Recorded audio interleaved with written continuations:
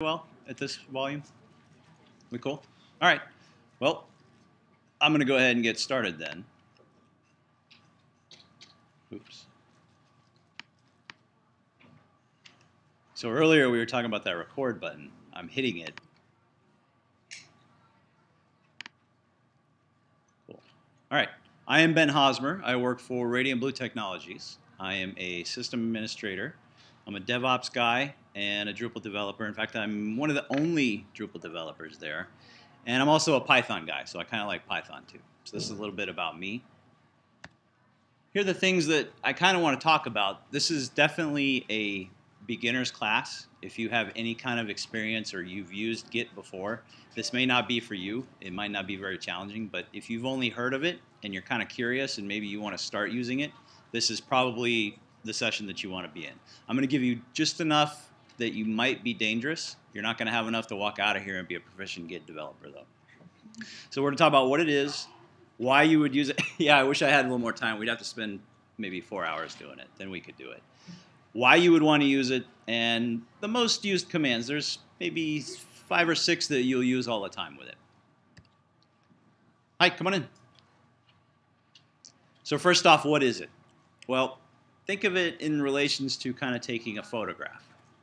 Whatever you've got in your repository, it's kind of like a snapshot in time.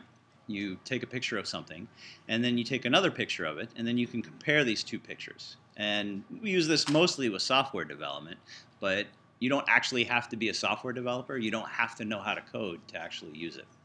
And that's kind of the cool part about it. There's lots of tutorials that start out with Git where you're writing a resume or keeping a recipe list. It's basically any kind of text file that you want to track changes on. So that's what it's for. The best part about it is that it's free.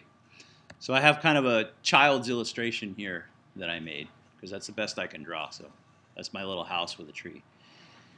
If we were to pretend that this is our repository and we've got information stored in it. So if I add a son, I can use Git to track these things on it. But the cool part about Git is I don't have to store my original copy here and then my new copy with the son. The only thing that I have to store is the son because Git will save that file space for me. Now with Git, you actually do have a duplicate because you've got your working tree, your files that you're actually working on, but then Git actually stores somewhat of a second copy of this with it. So your repository may grow depending on how much you work with it. So there's another part of it is what is it not? It's something really cool. It's very powerful, but there are some things that it isn't. It's not a text editor, although it looks similar to a text editor, and it'll launch a text editor for you, but it's not what it is. Git also is not a GUI. It's not any kind of mouse clicking. There are GUIs built on top of it that use it.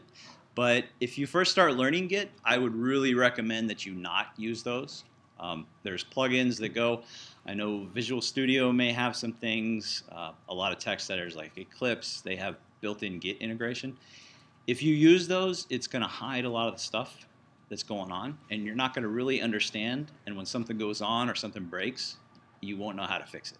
So break out the command line, the DOS prompt, the Linux terminal, whichever one you use, and use that. So Git's not a backup system either. Don't use it as a backup system. It's a version control system. If you need backups and that's all you want to do with it, there are plenty of other better backup systems out there. It doesn't work well with binary files. And what I mean with binary files, how many developers are in here? All right, so a good portion non-developers. Anybody like CSS, designers, anything like that? All right, so binary files are things like videos, pictures, although you can put small pictures in it, you're just not going to be able to tell the difference between them. And the reason we don't use them is because it's almost impossible to tell the changes between binary files. It's really easy to look at a text file and see what the changes are. Binary files, not so much. Humans have been recording information and we've been storing things forever. When we did it with stone tablets, it was much easier to track the changes because you had one stone tablet and it probably took you and your son a year and 30 to build these things. And then when it was time to change it, it was really easy because you looked at the old one and then you looked at the new one and you could compare them. Well, it was pretty easy to track them back then. So why do we want to use version control now? I had one of those. Anybody else? Yeah. Had one? Yeah. It had the dual floppies. That was awesome.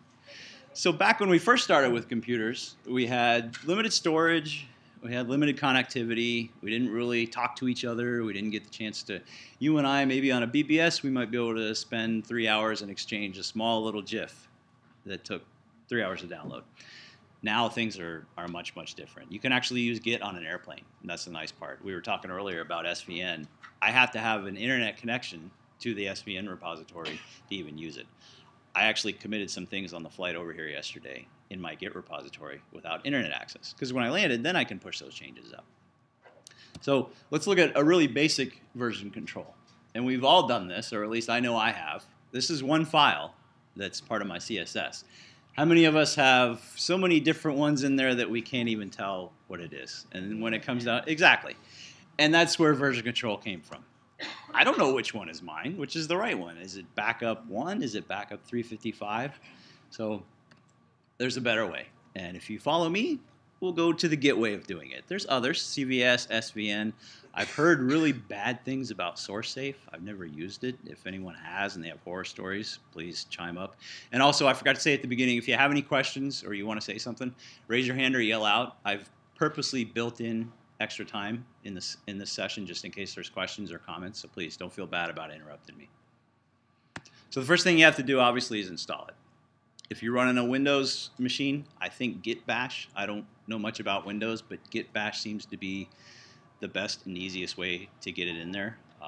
Linux is really easy to install. Use your package manager, or you can download the binary and double click on it. Also OS X, it's just a double click install to get it going. I use Homebrew for mine because it's easy to update. So once you get it in there, we're going to talk about these. And I like to compare Git as kind of, come on in. You want to learn about Git? Yeah, you're in the right place. So I like to think about Git as the commands that are done locally by myself, and then the commands that I do with others. So these first 4 commands are the ones that I kind of do by myself. These are the ones that I can do on an airplane.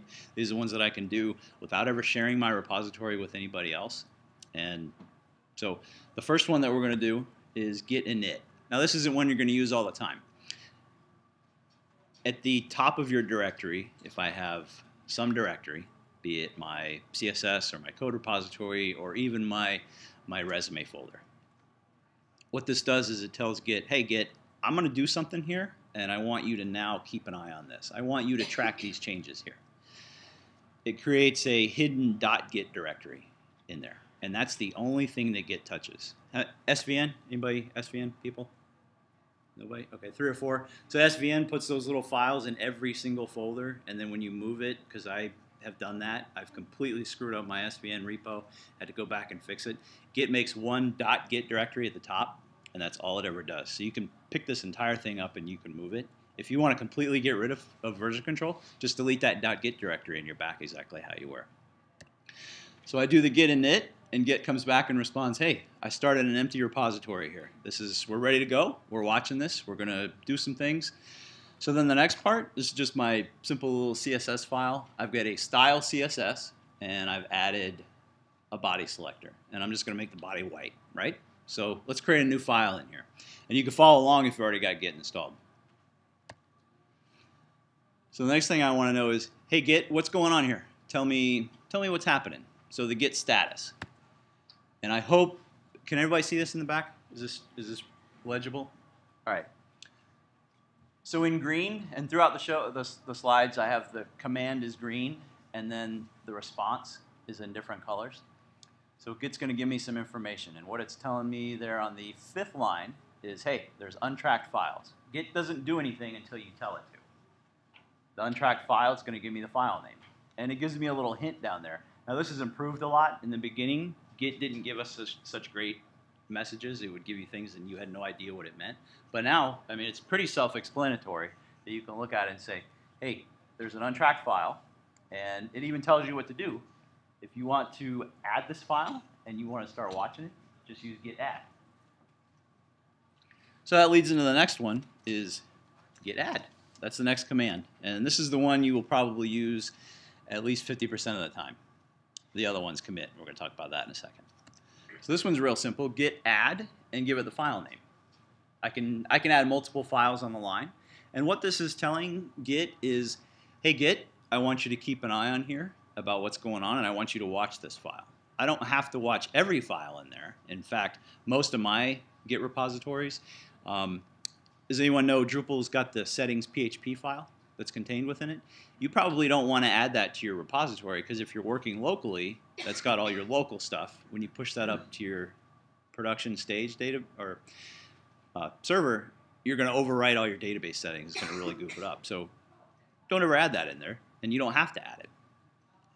One thing I want to be cautious about is you'll see often in the documentation a git add dot. And this is a Linuxy thing, and I didn't mention earlier, but Git was actually started and created by Linus Torvalds, who invented Linux. So this means Git add everything from here down. Be careful with this, because you may add passwords, which you really don't want to add to a public repository that you're going to push up on GitHub, because even if you delete them, they're still in the history, and somebody can go through and actually get your passwords out. You might add binary files. Again, when I first started using it, I added like some 5 or 6 gigabyte video files, and I pushed them up to GitHub, and I was thinking they may kind of not be happy with it, but luckily I got away with it. But now it's not such a great idea, because every time somebody clones that, they're going to have to copy all of those files and all that history back down.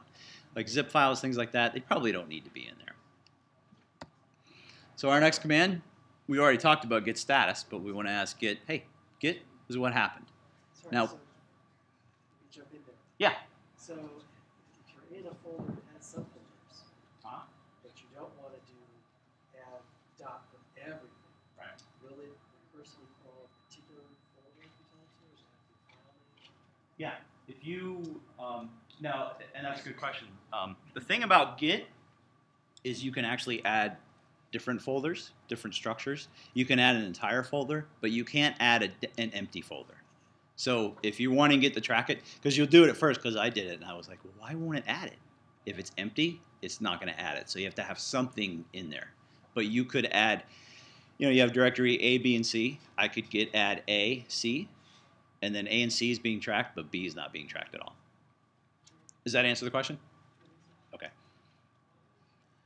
So now Git has told me here, I'm now tracking this file, the style CSS. So if you're coming from SVN commit kind of is an add and a commit in the same thing, whereas Git, they're two separate operations. So Git add says, hey, Git, I want you to start watching this. And Git commit is, hey, Git, I really mean it this time. I really want you to watch it. And what Git commit does is commits it, the changes to your history, which gets stored in that .git folder. If you add something, you can always take it back out. If you commit something, you can always take it back out too. Git's actually pretty good. You have to try really hard to mess it up to the point where you can't ever go back and undo it. And that's kind of the nice part about it. So Git, I definitely want to do this. I want you to take a picture of this and snapshot it. And what I'm actually going to do is I'm going to add a commit message. And I'm using the shortcut here. If you do just git commit, Git will actually automatically open your default text editor.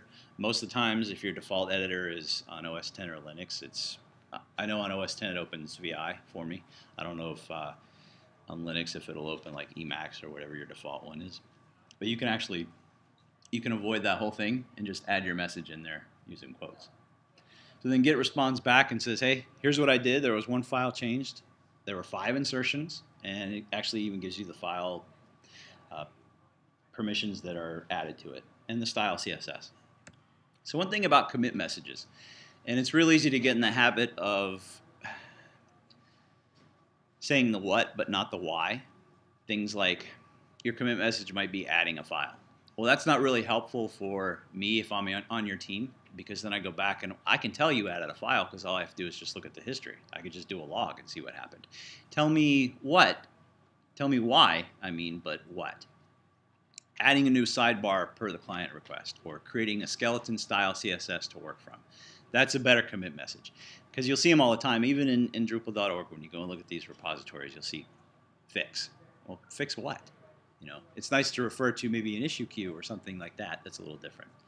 So again, we're going to check our Git status.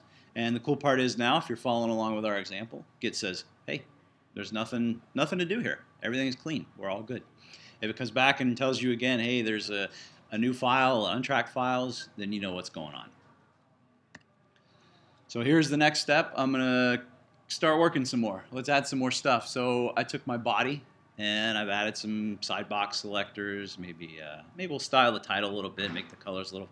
I actually have no idea what these colors will look like. I just grabbed whatever I had in the CSS file. So if there's a designer in here looking at it going, that's hideous, yeah, it probably is. So we're working along, everything's cool, and your coworker comes in and says, hey guys, where are we going for lunch? All right, cool, we're gonna get up and go to lunch. So then we come back and we don't know what happened. I don't remember what I was doing because we went and had lunch. Maybe we had a couple beers while we were out there. Maybe we, I don't know. So then we come back and don't know what's going on. So again, git status is our other like 50% command that we're going to use, because Git will tell us, hey, here's what happened. I modified the style CSS file, and Git will give us some pretty helpful messages again. Hey, there's no changes added, but you've modified this file, so here's what you do if you want to do something. Cool. So now, what if we want to look and see what actually changed? So any Linux people ever use diff, the diff command? Yeah. So Git gives us a diff, and it actually kind of gives us a handy thing. So the things that are in red with the minus signs in front of them, oh, wait a minute, I don't have to point. I got arrows. It tells us our file name, and it's A and B, but it's the same file.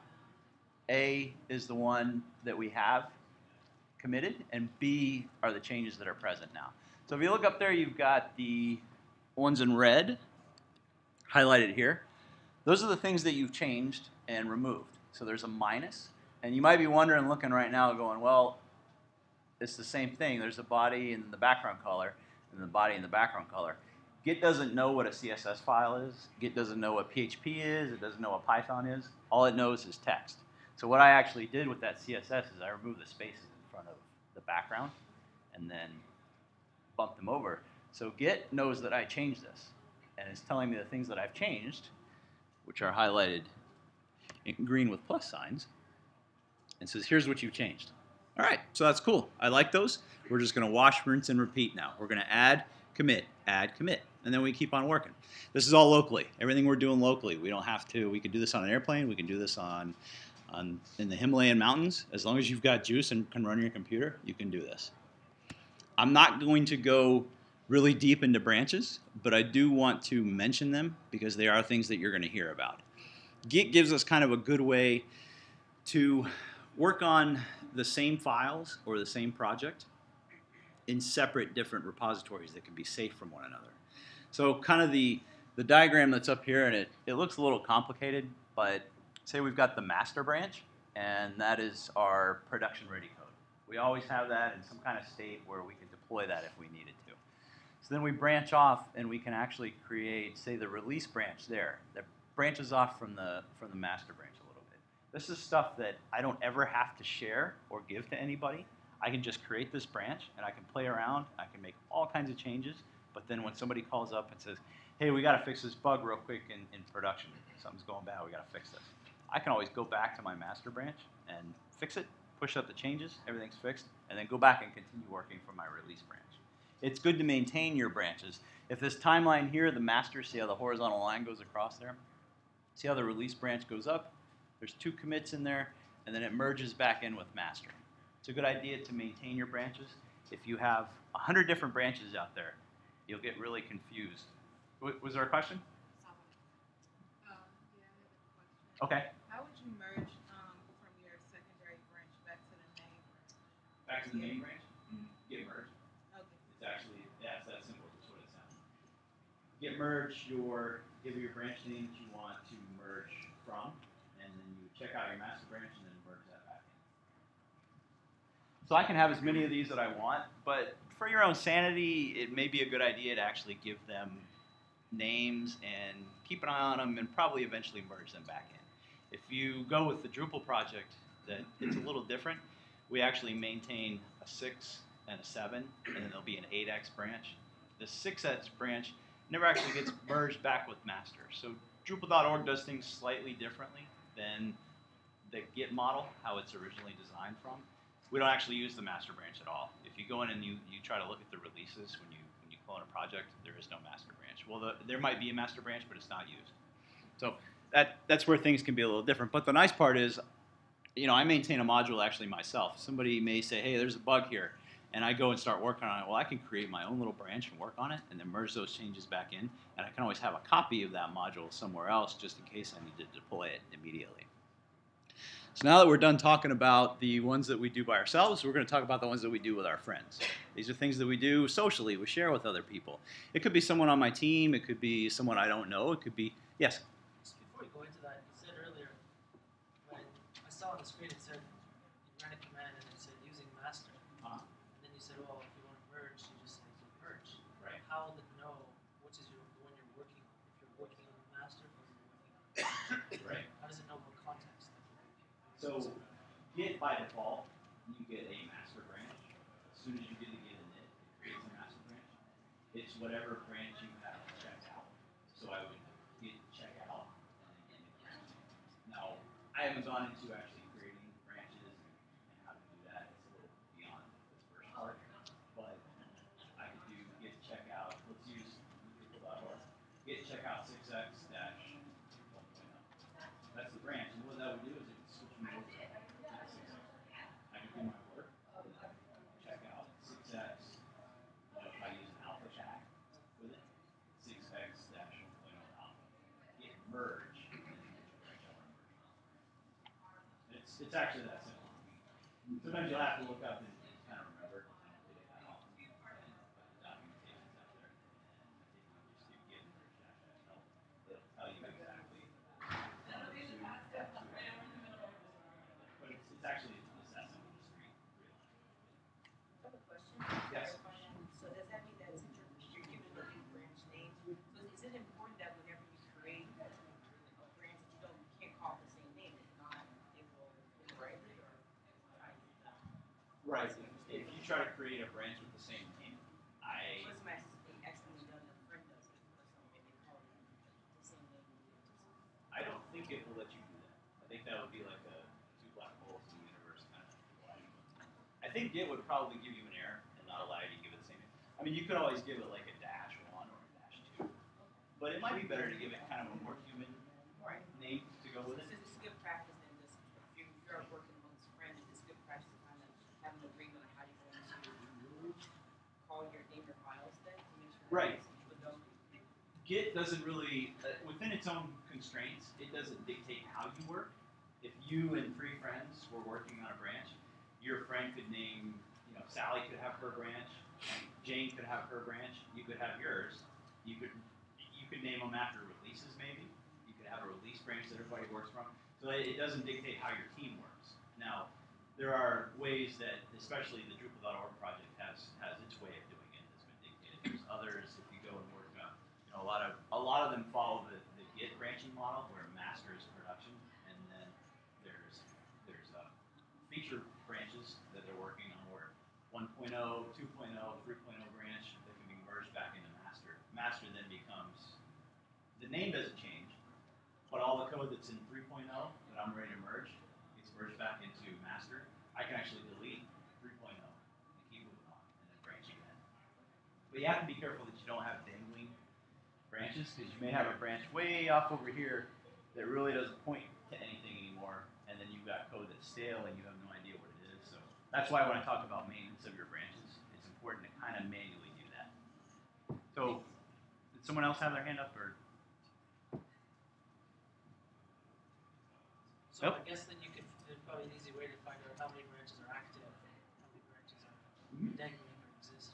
Git branch -A will show you all and git branch -B, because you can have a branch locally that isn't in your upstream repository as well. Because you could start working on something and decide, hey, you know what, this is garbage, I don't want to keep working on it. Or you could even clone a branch that somebody else is working on. Delete that and say, I can care less about this. So you can tell, hey, I don't want to clone this. The Drupal project, for instance, you don't have to clone. I don't know about you, but I have no interest in any 5x because nobody's using Drupal 5. There's 5x branches out there, but I don't need them, so I don't have to clone those, which saves me a lot of time.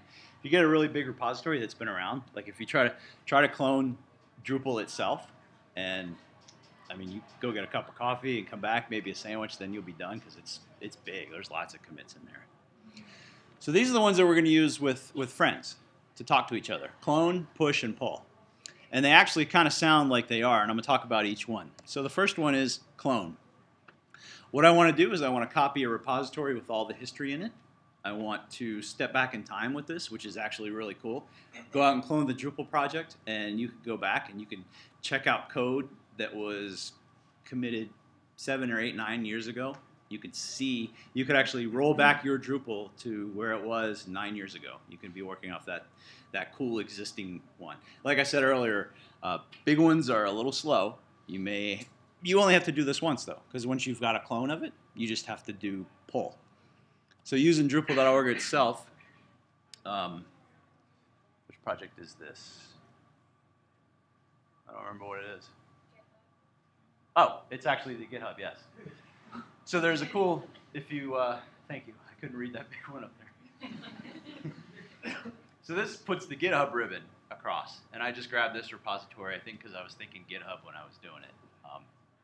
So the version control tab, every project on Drupal.org itself has this cool little version control tab that when you click on it, it'll give you the instructions of what you need to do to clone that. Now, see, he's a little goofy, and his working branch is actually master. He needs to change that because there shouldn't actually be any code in master.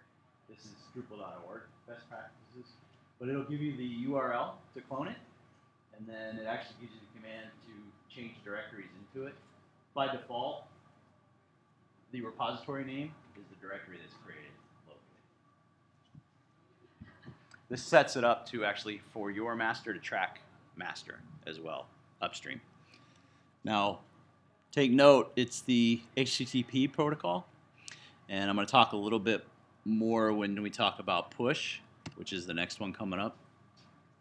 After you do your work locally on it, say I want to fix a bug with that module, I go back, I'm going to do the same thing that I did before, so I've cloned, and the cool part with a clone is I don't have to do the init anymore, because it inits automatically. So I clone, do some work, add, commit, and then I can push it back up if you've got permission with it. Now that HTTP protocol means most projects on Drupal.org, unless you've got maintainer ability for it, you will not have push abilities. Your better way to share that code will be through a patch. And I'm not going to go into patch creation. It's actually well documented on Drupal.org. If it's your repository, though, then you can push your commits. And that's using, I think I actually have a slide. I don't want to get ahead of myself about using the Git protocol, which is kind of SSH based. So the opposite of push is pull. Pull would be, I'm doing some work and I don't know if somebody else made some changes to it. Maybe someone else pushed. I want to pull those changes back down, which is, you can think of it as a clone, but it's not as long because you've already cloned all the history. You're just checking, hey Git, has anything new happened while I was away that I need to know about? Yes? Do you have, in practice, would you set up like a process where everyone on the team would have to scroll down the latest every morning? No, because Git actually kind of dictates the opposite of that. Have you used version control other systems before? Yeah, so that's where, because you had to make sure, because you had file locking, where you got locked out, I'm assuming source saving. Yeah, well, I was always administrator, so, But other team members, other people got annoyed, yeah. somebody will say, hey, can you check this back in so I can work on it? Yep. Git doesn't work that way. What Git does is, you may have to set up a part where, you know, you and I are working on a project together. I might say, hey, I'm going to work on this CSS file. You know, that way you don't have to worry about it. But it doesn't really matter if you work on it, because Git is really easy to track, and it's called merge conflicts. If you and I make the same change on the same file, and I try to pull, Git's going to come back and go, all right, I'm not really sure what you want me to do. I'm not going to destroy something that maybe you want to keep. I'm going to say, Git's going to ask you, okay, here's the new changes. Here's the changes you have. Which one do you want? Pick one and decide. So it actually makes it really easy where we don't have to. I could work. Maybe you got a distributed team, and one guy's a night owl. He's working at 3 o'clock in the morning. You got another guy that gets up at 4. So the two of them might conflict where they're not working at the same time. The Drupal.org project is a great example of that, where we've got people working on things that maybe, we've actually never even met. In fact, I've got a lot of those where I've contributed patches back, and it'd be impossible to coordinate what file we're working on. So there is no locking or checking things out. It's kind of cool like that. If you have a Yeah, who? someone else. Okay. What about background automation? Let's get SAS and Compass where you work in a file and Compass is in the background continually checking the folder. Do you have to manually do the commits yourself every time you So, I'm familiar with SAS and Compass, so I'm guessing you wouldn't want to add your. So tell me, I understand the concept, but how does SAS work? Does SAS create its own and then outputs like a minified CSS file? Is that what it does? not necessarily unified, but it will, if you're working in the SAS language to write your CSS files, Compass will run in the background, keep an eye on the folder you're working in, and it sees if you need to change, it can pull that into a standard CSS file. So which is the one on? Don't worry about it. That's not Okay. the point of the question. The point is background automation. Do you need to manually say git commit every time you update the file, or is there something that can run in the background? Yeah, you have to manually. Git will not do it for you. Git will not, because maybe you don't want to. Maybe you made a mistake, and if Git actually did it every 5 minutes, it would do something that maybe you didn't mean to do. And so Git doesn't take that control away from you. So yes, you have to manually. You have to tell Git to do it. It will not do anything by itself until you do it. Yes. I'm trying to understand the Git clone and Git branch difference. It seems like Git create another master and I can branch it out. So think of Git clone as I've got my repository, my code here. Clone means share it with you, but you're actually just requesting it. I don't actually have to give it to you. You just clone it. A branch means I want to take this copy here and I want to make a copy of it, but I still want to keep it hanging on to my master branch, but I want to branch off from it and do some work and then maybe merge those back in. So that's where a clone and a branch. Is that clear? Yeah, the next question would be, let's say we have a team and I clone, let's say I'm using a Drupal project X example and people clone that Drupal. And they wanted to merge eventually, even though they know how code can get handled that. Yes. So I merge locally, and then if I have permission, you can push those changes back up. So the clone is just once. Clone means give me this repository with all the history. So clone says, give me all the photographs that you have, and then give me all the photographs back from the very beginning. So I can go back and look. And then from that point on, I make new photographs. Then push means I'm going to push my new photograph up. Is that clear? I saw a hand up. Yes? So our session is actually over at 2:45. What time is it? Almost 2:30. So I got 10 minutes. That means I need to speed up. So here's what I'm thinking. Okay. We didn't schedule anything for the mock room. Okay. It seems like you have a lot of questions and you seriously have a lot of people in here. Okay. Are you available right after this to do a birds of a feather? Some other folks want to come down. Yep. Okay, so it's room B. There is nothing scheduled after this, so you can go to room B if you want to get some more questions answered with Ben. This way he can get through the rest of his presentation. And I'm the organizer, so I know the room is available. So, I actually only have like 6 or 7 more slides, so let me burn through them. So the workflow here is clone once, do some work, add, commit, push. Add, commit, push. Add, commit, and push. Just keep doing that, and then you're good to go. So real quick, I want to talk about, this is always, and we talked about this a little bit earlier too, people think GitHub and Git are the same thing. They're not. GitHub is really, really cool. I love GitHub. I use it all the time. It's very popular. GitHub is a private service started by GitHub that happens to use Git. Now, it's kind of cool because it's free for any public repository. So you could go right now, create a Git repository on GitHub and push your code up there. I've got like 30 or 40 of them. I'm actually kind of bad. I need to go and delete some stuff because there's some junk in there that probably is somebody to look at and go, who is this guy? He has no idea what he's doing. So if you want visibility and you want to get your code out there and you want to share it with other people, GitHub is a great way to do it. GitHub's got really a cool way that you can go in. This is one of mine, actually. I'm finishing up now. I can actually go and look at the code on my screen. I don't have to clone this repository. And the cool part is it's a great learning tool. If you want to learn a language, there are some great resources out there where I can go back and look and go, hey, you know, I'm trying to do something. I know it's been done before. How did somebody else do this? So you can pull it up in your browser, and then I'm actually the maintainer of this repository. I actually get a little edit tab. I can edit it in my browser and commit it right there. Drupal.org has something similar, although it's not as easy. You can't edit it in your browser, but this is the views project, just a file that I pulled up right here, where I can look at the views project. And I do this a lot when I'm working on modules or coding. I'll go in and just look at it. Rather than clone the repository and then copy and paste the URL, I can just browse it right there. So where do you go from here? I've given you a ton of information, and hopefully you go from here to Room B for the BOF later, and then we'll talk a little bit more about it. But I got just a few more resources that I want to share. Help.github.com actually is a great repository, or a great place to go for information. They've got little step-by-step bite-sized chunks to tell you how to do things. The next one, and we have, Kirsten, we can share these slides, right? So you don't have to write down. We're going to actually put them up on Hackpad, and we'll mention that after. Okay. Before the keynote. So if you don't get that URL written down by the time I change slides, don't worry, you'll be able to get it from somewhere else. This is a great way to get started. This trips a lot of people up, is creating SSH keys. That's the best way to do it. Use SSH. Don't use HTTP passwords because it is inherently insecure and bad, and you get hacked. So creating SSH keys, I'm a systems administrator for a private GitHub repo. That's the hardest thing for the users to do, is create SSH keys. I get everything but an SSH key from them.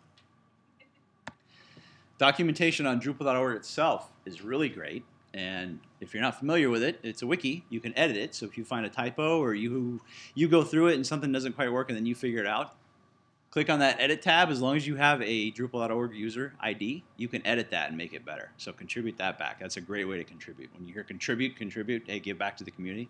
That's a really easy way for a beginner or a newcomer to contribute back.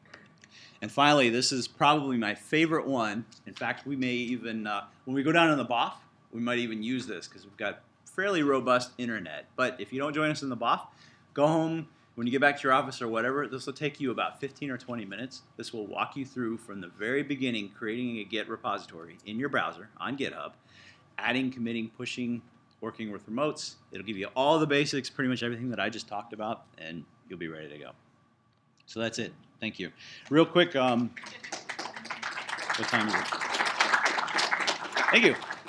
So we've got about 5 minutes. Are there any questions that I can answer for somebody that may not be able to join us? Yes? So you mentioned you can only push if you have permissions. But isn't there a way that you can do some command where you can request that you push so that the administrator can decide to pull your stuff in? Well, yeah. With GitHub, it's kind of cool because you got forking. And you'll hear that, that's like a GitHub specific term where I can fork, actually make a copy of that repository that's mine now.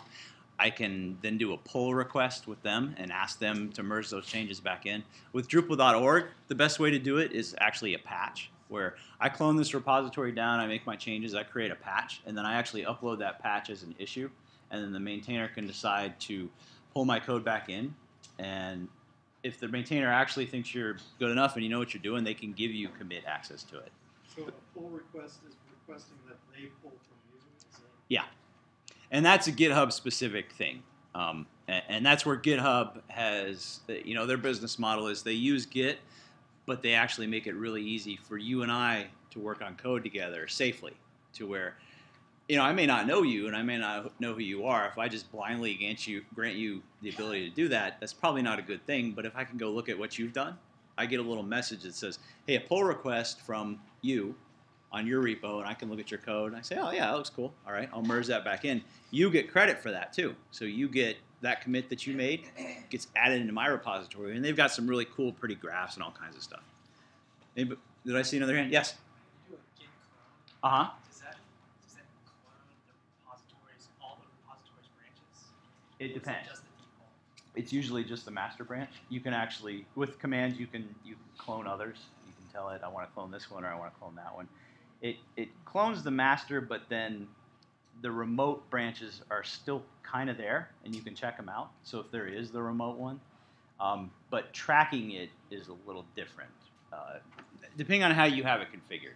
But it does clone. Did I say it only clones the master branch when I answered your question? No. By default, it does. No, it actually, now I'm confusing myself. I may have set mine up to do it. I'll have to look. I think it does everything. Yeah. Was there any other hands? All right, cool. I'll see some of you or all of you in B. Thank you.